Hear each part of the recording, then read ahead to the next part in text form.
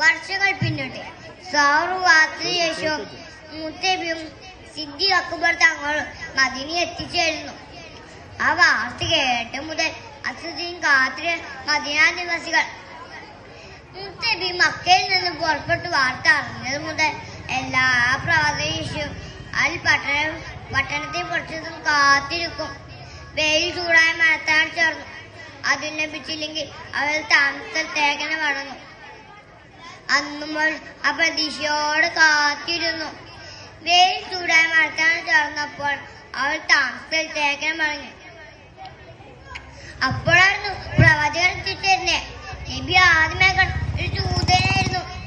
അദ്ദേഹം വിളിച്ചു പറഞ്ഞു, അറബികളെ അറബികളെ, നിങ്ങൾ ഭാഗ്യം തെളിഞ്ഞെടുക്കുന്നു. നിങ്ങൾ പ്രതീക്ഷ വന്നെത്തിക്കാൻ. അൻസാറുകൾ ഓടിക്ക് തെച്ചി അവിടെ എത്തി. അടുക്കളയിലുണ്ടായ ഉമ്മമാർ, കളിച്ചുകൊണ്ടിരിക്കുന്ന കുട്ടികൾ, ജ്വലത്താത്ത ഉപ്പമാർ എല്ലാവരും ഓടി. തലയാൽ വന്നോടിയോടെ മുത്തിയാണ്. അന്നും മദീന സന്ദർശത്ര ഒറ്റൊരു മനുഷ്യന് സന്ദർശിച്ചിട്ടുണ്ടാവില്ല. മുത്തബി മദീനയെ ഓരോ വീടിയാൽ നീങ്ങുമ്പോൾ തങ്ങളുടെ കൂടെ താമസിക്കാൻ അവർ ആഗ്രഹം വെടിച്ചു. പക്ഷേ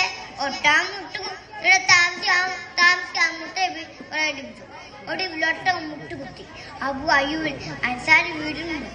700 വർഷങ്ങൾക്ക് മുമ്പേ മുത്തബി കൈബാണിയുടെ ഭവനത്തിന് മുമ്പിൽ അതെ വീട്ടുകാരന് വേണ്ടി 700 കണ്ണിൽ കാത്തിരുന്ന വീട്.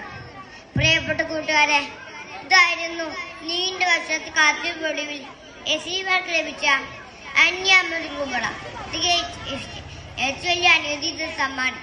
ഇത്ര പറഞ്ഞുകൊണ്ട് ഞാൻ എൻ്റെ അവസാനിപ്പിക്കുന്നു. അസ്സലാമു അലൈക്കും വറഹ്മത്തുള്ളാഹി തആല വബറകാതുഹു.